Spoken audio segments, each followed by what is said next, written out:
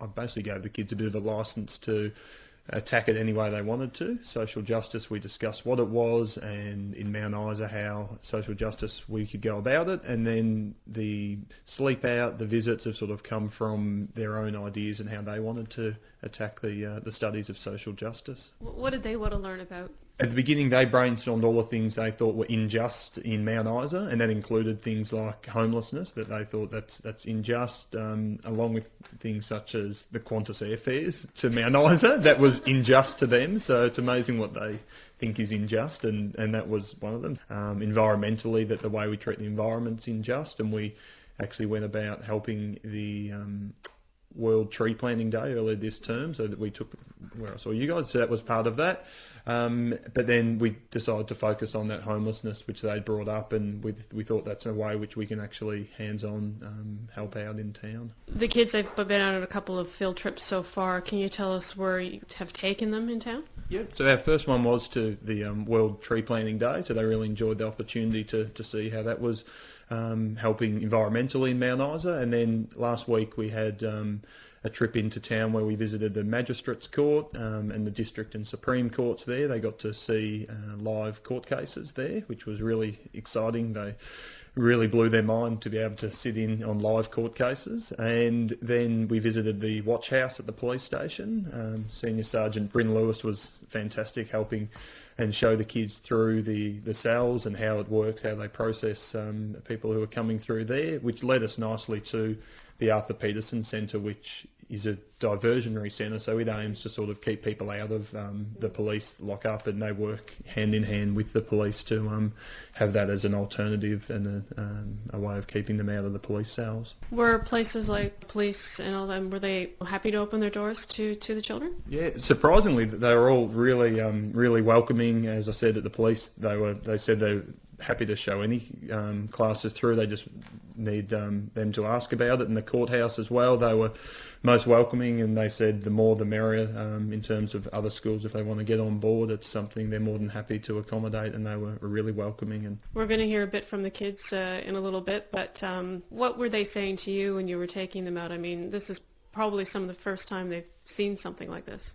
Yeah, they did. The kids had lots of questions as we were sort of going around. I think their minds were spinning as they were sort of seeing the courthouse and being able to sit inside. They got to sit in the district court upstairs and actually role play, and got to see the where the jury sits and the judge, and so they had lots of questions about that, which they were answered by the people at the courthouse. And then in the police station, again, they were very open to questions, so our kids got to find out, and they asked some really sort of thoughtful questions about things that they had picked up. Why does this happen, or what's the point of that in here? And the same down at the Arthur Peterson Centre, they were able to ask lots of questions and about things that came up. For the social justice course itself, what do you think it brings to the students? Because I never had anything like this when I went to school. What do you think it offers them? I think it opens their mind. It's probably the biggest thing, and the biggest aim of it was just we do so much in class.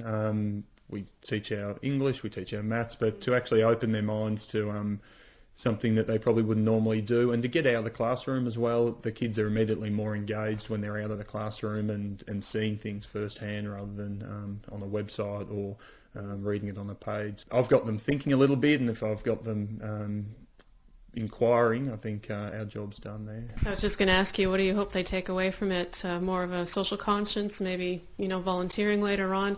Maybe to stay out of that jail cell? Yeah. Number one, stay out of the padded cell. Number two, just get them thinking, even if it's if they're thinking for 1 minute, that's more than they would have otherwise. If they think for an hour, if they think for a day, some of them may hopefully go down that social justice in terms of a career path in social work, which Mount Isa can always have more of, as everyone's aware of. So yeah, if they're thinking about it more than they were at the beginning of the term, I think as a teacher, I'm really happy that they're changing their mindset. Do you think they were surprised that, we hear about these problems in the big cities. Do you think they were surprised to see it's on their own doorstep? Yeah, I think in some ways it's very visible in Mount Isa, the homelessness, so they're all sort of aware of it. But I think importantly to see how people are going about helping them. So Mount Isa, it's probably the most visible seeing the homeless people, but to see Arthur Peterson, that people are doing good works and there are people to help, and that the police are there to help, and the court, even the magistrate, to see the way he spoke there, they're all there to help rather than sort of punish these people. Now I hear that you're going to have a bit of a field trip not too far away from the school, but it has a big social justice theme to it. What are they going to be doing, the students? Yeah, a sleep out, what's actually happening at the school. They'll be sleeping out as a sort of a finishing off our unit and a fundraiser. They're going to be sleeping out on the Oval, and they've come up with the ideas of how to make it. They're raising awareness for homelessness, so they want to keep it as simple as they can. So they'll have basic food, be sleeping in swags or just in the open air on the Oval. And we'll probably we're aiming to get a couple of guest speakers to come and chat about the issues, and along with it, raising money. So they've sent letters to businesses aiming to have some money that we're going to direct straight to the Arthur Peterson Centre for projects. Gus McKelvey. All right, Gus, you're in the part of the social justice course with your teacher. Tell us a bit about what you've done so far. So far we've already gone to the Show and Shine and had a bit of a stall there, and we've raised around about $300 already for the Arthur Peterson Centre. And so now we're planning on having a sleep out on the 19th of Friday, October. And what is it about the social justice class that you do? Like you've visited some places in town? Yeah, we visited the courthouse, the police station, and mainly the Arthur Peterson Diversion Centre, where they help homeless people. And what's it been like going to those places?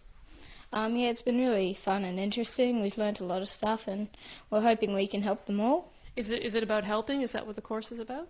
Yeah, it's about helping and rehabilitating homeless people, trying to just get the message out there and help them out. Did you know before what people were going through, or did this course kind of make you go, wow, that's happening? We had an idea, but recently we found out that how high the percentages of homelessness is in Northwest, and the amazing amounts of homelessness in just Mount Isa itself. Dominique Feliciano.